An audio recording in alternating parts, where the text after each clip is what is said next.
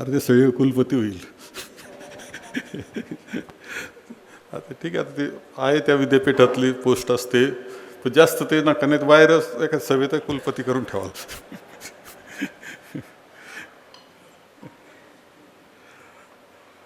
विठूचा गजर हरिनामाचा झेंडा रोवला, हे गीत आपण सुरुवातीला ऐकलं. हे गीत तीर्थरूपदांचं, भाऊसाहेबांचं आवडतं भजन होतं. आणि त्याच्यामध्ये असं आहे की नवीन काम सुरू करत असताना किंवा मोठा कार्यक्रम करीत असताना ते गीत आपण कायम ऐकलेलं असेल असं मला वाटतं. म्हणजे देवाचं नाव घेतोय, विठ्ठलाचं नाव घेतोय, हरिनामाचा गजर करतोय आणि झेंडा रोवला जातोय. झेंडा रोवला जातो याचा अर्थच नवीन कामाची सुरुवात, आम्ही पुन्हा एकदा एक नवं उभं करतो आहोत, नवनिर्मिती करतो आहोत, असा त्याचा अर्थ आहे. नावांमध्ये मी पुन्हा जात नाही. डॉक्टर माधवराव आणि सगळी उपस्थित असलेली सर्व, खरं म्हणजे हे विद्यापीठ आज एक सुरुवात आपण करत असताना छोटी सुरुवात असते. गंगेमध्ये गंगोत्रीला गंगा केवढी पाहिली का तुम्ही? गंगा छोटी, पण नंतर विस्तीर्ण असं तिचं स्वरूप होत जात असतं. ज्यावेळेस या संस्थेचं सुद्धा, अमृतवाहिनी संस्थेचं सुद्धा सुरुवात केली त्या दिवशी सुद्धा मी इथे होतो आणि स्टेजजवळ जास्तीत जास्त आम्ही 15-20 जण होतो. मी तर त्यावेळेस आमदार नव्हतो, परंतु कार्यकर्ता होतो. आणि 15-20 लोक असतील का त्या नारळ फोडला, जे स्टेज आहे आपण तिथं, नंतर ते ठरलं की इमारत काही इथं बांधायची नाही, नारळ इथं फोडलेलं आहे आणि तिथं स्टेज केलं गेलं. आणि त्यानंतर त्या स्टेजचं महत्त्व असं आहे की जिथं यशवंतराव चव्हाण साहेब येऊन गेलेले, जिथं वसंतदादा पाटील येऊन गेलेले, अजून पवारसाहेब आले होते, दिग्विजय सिंग आले होते, अनेक मोठी माणसं, बलराम जाखडजी, हे खूप मोठी माणसं त्या स्टेजवर येऊन गेले. त्या जागेला सुद्धा भेट देऊन गेले, काही कार्यक्रम आपण केले.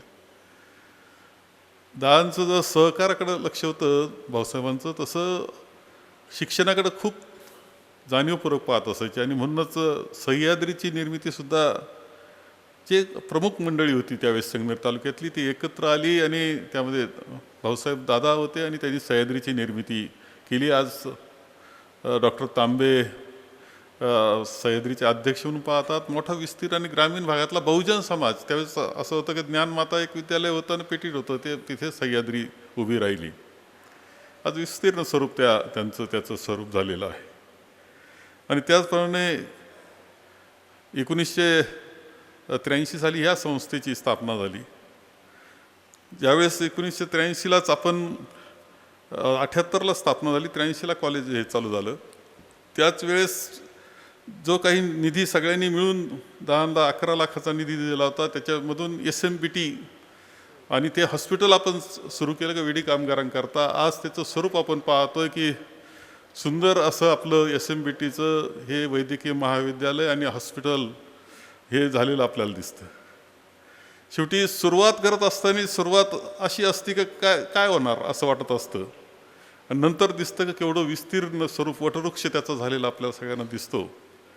आजही आपण हे कॉलेज आपण पाहतो आहोत, इंजिनिअरिंग कॉलेजचं. आणि मला सांगण्याचं अत्यंत अभिमान वाटतो की हे खरं आहे की जयाताई म्हटले तसं या कॉलेजचं आता कुठेही विद्यार्थी, घरोघर आपल्या संगमेर तालुक्यामध्ये विद्यार्थी, काही ठिकाणांमध्ये संख्यासुद्धा मोठी आहे. ज्यावेळेस आम्ही बाहेर जातो, श्रीनगरला गेलो होतो, त्यावेळेस शरीअक्का बरोबर होती आणि तिनं निरोप पाठवले की माझी विद्यार्थी या 18 जोड्या आल्या, 18, काहींनी 6-7 तास प्रवास करून आल्या, 6 तासाचा प्रवास करून आल्या. श्रीनगरचा पोलीस प्रमुख हा आपला विद्यार्थी, माझी विद्यार्थी, तिथं तो पोलीस प्रमुख आहे. अनेक क्षेत्रात मोठी पदावर सगळे आहेत. पाटण्याला मी गेलो, तिथे भेटले. ऑस्ट्रेलियामध्ये सुद्धा निरोप पाठवला आणि ऑस्ट्रेलियामध्ये सुद्धा मला तर ते असं भेटले. शेवटच्या दिवशी विमानतळावर जातानाच त्यांना चहा पाण्याकरता एका मॉलमध्ये आम्ही बसलो त्यांच्याबरोबर. ते म्हटले की आम्ही 4 दिवस अजून काढा बरं, आम्हीच तिकीट खर्चाची व्यवस्था आम्ही करतो सगळेजण मिळून. काय आणि ही मुलं आपली, काही परराज्यातली, परंतु आज तिचा लौकिक आहे अमृत. ज्यावेळेस असं आहे की 83 साली शिकलेले असतील किंवा 90 साली 95 साली आपण बोलवतो म्हणून अगदी सहकुटुंब येतात भेटायला, याचा अर्थ आपल्याबद्दल आपुलकी आहे, पहिलं लक्षात ठेवलं पाहिजे. कोण येईल 6-7 तास प्रवास करून. आजही नाव खूप सुंदर आणि मोठं नाव आपलं आहे. मला ते फार मार्कांमधलं यातलं कळत नाही, परंतु मला कळालं का यावेळेचं आपले ॲडमिशन म्हणजे आता त्याचा मुक्का मार आणि इथं डोक्याचा चक्काचूर आहे आमच्या. आता काय सांगायचं, ॲडमिशन कॉम्प्युटरचे ॲडमिशन 96% क्लोज होणं, म्हणजे 96%च्या वर ज्यांना मार्क आहे त्यांनाच ॲडमिशन मिळाले. हे गव्हर्नमेंट कॉलेज नंतर लोक आपल्याला प्राधान्य देत आहेत, हे वैशिष्ट्य त्याचं हे लक्षात ठेवलं पाहिजे आपण. यामध्ये खूप आम्ही असू प्रमुख म्हणून समजा, परंतु त्यानंतरची प्रशासकीय यंत्रणा आहे सगळी किंवा प्राध्यापक आहेत, ते सगळे जे चालवतात त्या सगळ्यांचं योगदान त्यामध्ये आहे, विद्यार्थ्यांचं अभ्यासाचं योगदान आहे. अशा पद्धतीनं आपण ही वाटचाल करतो आहोत. खरं हे विद्यापीठ स्थापन करणं आपल्या यामध्ये आता जवळजवळ 12,000-12,500 विद्यार्थी एकंदर इथे शिक्षण घेत आहेत. विद्यापीठ स्थापन करणं हे काय माझ्या फार डोक्यात नव्हतं, आणि इथं सांगितलं गेलं शरीफ अक्कानं तिनं तिची टीम तयार केली, तिचा अभ्यास केला. अभ्यास करून मला सांगितलं की बसायचं. मला म्हटलं बसायचं, बसू 3:30 नंतर बसू, असं बसलो आणि ते प्रेझेंटेशन केलं. तिची सरस्वती टीम निंबाळकरांनी इथं आता ते बोललेले आहे, त्यांचे सगळे यांनी मला सांगितलं की असं विद्यापीठ होऊ शकतं. म्हटलं विद्यापीठ केल्यानं काय फरक पडणार आहे, आपण नवं काय करणार आहे, असा माझा प्रश्न होता. कारण एवढं जायचं नवं करायचं थोडं धाडसाचं काम असतं, नाही असं नाही आहे. तर काय तर बरं हे मी सांगितलं की आत्ताच आपण ॲग्रिकल्चर कॉलेज सुरू केलं. आपण याच्या अगोदर सांगायला हरकत नाही मला याच्या विद्यापीठात या 2 वर्षामध्ये 4 वर्ष आपलं ॲग्रिकल्चर कॉलेज झालेलं आहे. ॲग्रिकल्चर कॉलेजला विद्यार्थीसुद्धा, परत ते सांगतो तुम्हाला का पहिले गव्हर्नमेंटला जातात मुलं, बरोबर आहे, गव्हर्नमेंटचे कॉलेज जातात. त्यानंतर 2 कॉलेज आहे, म्हणजे आपलं पहिलं वर्षसुद्धा अमृतवाणीचं नाव कसं आहे सांगतो. ॲग्रिकल्चर कॉलेजचं पहिलं वर्ष, त्या वर्षाला सुद्धा लोकांनी 2च कॉलेजला पहिलं प्राधान्य दिलं. एक बारामतीचं कॉलेज पवार साहेबांचं आणि आपलं जो काही व्यवस्था नव्हती, आणि ॲडमिशन तर फटकन झाले. आपण पाहिलं असेल सायखिंडीचं क्षेत्र केवढं मोठं आपण तयार केलं आहे. 100 एकरापेक्षा जादा क्षेत्र आहे, लागवड झालेली आहे. मी तुम्हाला काही ना काही कारण काढून नेत असतो बरं का. एकदा लागवडीला नेलं होतं, एकदा जलपूजनाला नेलं होतं. मग तुम्हाला माहिती असावं, हा प्रयत्न आहे त्याच्यामध्ये. कॉलेज चालवणं काय फार, किंवा त्या कॉलेजमध्ये विकास करणं ही फार सोपी गोष्ट नाही आहे. या सगळ्या खर्चाचे मोठे प्रश्न असतात. सगळं शेवटी उभारणी करता पैसा लागत असतो, चालवण्याकरता पैसा लागत असतो, सगळ्या अडीअडचणी असतात, कर्जाचे डोंगर होत असतात. ह्या सगळ्यातून चालत असताना आपण 100 एकराचं, मी सांगतो का महाराष्ट्रातलं एकदम पहिलं मी म्हणणार नाही, पण जे काही बेस्ट कॉलेज असतील ॲग्रिकल्चरचे त्यामध्ये आपण असणार, एवढं मला सांगतो. त्याच्यात मी आणखी एक भाग म्हटलो की अन्न प्रक्रिया हा विषय मी जाणीवपूर्वक ते कॉलेजसुद्धा आपण घेतलेलं आहे. अन्न प्रक्रिया हे सुद्धा मोठं कॉलेज आहे. आपण कृषी करतो, म्हणजे शेती कशी पिकवायची, धान्य कसं करायचं, हे फळं बागा भाज्या सगळं आलं, पण त्याच्यावरची प्रक्रिया तितकीच महत्त्वाची. आणि माझी अशी इच्छा आहे की नुसतं अन्न प्रक्रियेवर थांबायचं नाही, कॅटरिंगवर जायचं आहे. म्हणजे अन्नापासून अन्न पदार्थ, म्हणजे आपल्याला शेतापासून जेवणाच्या टेबलपर्यंत पोहोचायचं आहे, आणि याच्याकरता सहज शिक्षण द्यायचं आहे. आता जे मुलं विद्यार्थी आहेत किंवा तुम्हीसुद्धा मुद्दाम पाहायला हरकत नाही का, केटरिंग हे जे क्षेत्र आहे, किचन आणि केटरिंग, म्हणजे ते सुद्धा इतकं मोठं झालं आहे की ऑस्ट्रेलियन शेफ म्हणून एक जिओला असतं ना, मास्टर शेफ ऑस्ट्रेलिया, हे जिओच्या याला असतं. तुम्ही विद्यार्थ्यांनी मुद्दाम त्या जिओवर पहा मास्टर शेफ कसं चालतं, म्हणजे ते कशी स्पर्धा चालते जगामध्ये. असं आहे का, इथे आपले का पुरणपोळी आहे, खानदेशात गेलं का मांडे, इतका फरक पडतो, भराभर फरक पडत चालतो प्रत्येक क्षेत्रात. खूप मोठा स्कोप आहे, प्रचंड स्कोप आहे. आणि या AI खूप बदल होत आहेत हे मला माहिती आहे, पण जेवणा खावणं चालणारच आहे. अन्नाला काय बदल होईल असं मला वाटत नाही. मग त्याला बदल होणार असेल तर त्याला पहिलं आपण पुढं घेऊन जायचं आपल्या विद्यार्थ्यांना, या दृष्टीने प्रयत्न करतो. हे आपण ठरवतो आहोत. हे सगळं काम चाललं आता काय नवीन विद्यापीठाचं काढलं असं मी म्हणलं पहिलं. हेच आता लोड झाला आहे, खर्च चाललेला आहे, सगळं उभारणीचं काम आहे, अडचणी खूप आहेत, आता आणखी काय काढलं तुम्ही नवं. पण तू विद्यापीठाच्या याच्यामध्ये जे त्या सगळ्या टीमनं शरीर आखणं आणि त्यांनी सांगितलं, तिनं खूप धावपळ केली, अभ्यास केला, मेहनत केली, अनेक कॉलेजेस भेट दिली. हे खरं आहे का अभ्यास केला, सगळ्यांशी भेटून हे करून परदेशातले विद्यापीठं पाहून आली, त्यांची टीमना एकत्र बसून अभ्यास केला. तर याच्यामध्ये मी आपल्या विद्यार्थ्यांना तुम्हाला सुद्धा सांगेल का तुमच्या मोबाईल स्मार्टफोनमध्ये आता जेमिनी आलेलं आहे. तुम्ही असं विचारायचं जेमिनीला की पुणे विद्यापीठ आणि अमृतवाहिनी विद्यापीठ यामध्ये फरक काय आहे, असं एकदा विचारलं. जेव्हा ती जेमिनी अमृतवाहिनी विद्यापीठाबद्दल काय बोलते पहा आता लगेच, म्हणजे जी AI बद्दल बोलतो मी, ते तुम्हाला भराभर सांगायला लागेल की काय फरक आहे. एक गोष्ट लक्षात घेतली पाहिजे की हा खरं आहे पुणे विद्यापीठ आहे, त्याच्याबद्दल मी नाकारत नाही, त्याला काही त्यांच्या जबाबदाऱ्या आहेत. पण आपण सुद्धा अत्यंत चांगली स्वायत्तता आपल्याला आहे. काय काय स्वायत्तता आहे, तुम्हाला नवे कोर्स चालू करता येतात आणि त्या पद्धतीनं आपण फार्मसीचे हॉस्पिटलचं BTech आणि MTech चालू केला. ॲडमिशन सुरू होतील, ॲडमिशन भरतील, नाव आपलं हे लक्षात ठेवायचं, अडचण येणार नाही. परंतु तुम्हाला आता पुणे विद्यापीठाचं मला फार माहीत नाही बाकीचं असं, पण पुणे विद्यापीठ कॉम्प्युटरचा एक कोर्स आहे. AI मध्ये एवढा बदल आहे, इतका बदल वेगानं. आजचा AI ना जो काही आपण AI म्हणून पुढे येत असतो, आर्टिफिशियल इंटेलिजन्स म्हणून, माझं मत असं असतं का उद्या त्याच्यापेक्षा ते पुढे गेलेलं असतं. स्पर्धा प्रचंड जगामध्ये त्याच्यावर चालू आहे. आपण त्या निर्णय लँग्वेजेस असतात कॉम्प्युटरच्या त्याच्यामध्ये बरोबर चाललोय का. विद्यापीठाला तो बदल करायचा ठरला पुणे विद्यापीठाला, तर त्यांच्या खूप प्रक्रिया आहे. आपलं विद्यापीठ, आपले तज्ज्ञ, आपण काही बाहेर त्याच्यामध्ये विद्यापीठाशी, जगातल्या विद्यापीठाशी संलग्न होऊन आणि त्याच्यातून आपण खूप चांगला आपला अभ्यासक्रम तयार करू शकतो, जो आपला विद्यार्थी जगातल्या स्पर्धेच्या बरोबर राहील, जगातल्या विद्यार्थ्याबरोबर राहील. हे आपण करू शकतो आपल्या पद्धतीनं, ते आपण करणार आहे. हे सगळ्यात महत्त्वाचं आहे. आणि म्हणून हे करण्याची क्षमता मला समजून सांगितली. त्याच्यामध्ये आणखी रोहित डुबे पाटील आले. त्यामुळे या टीमला एकदम ताकद आली.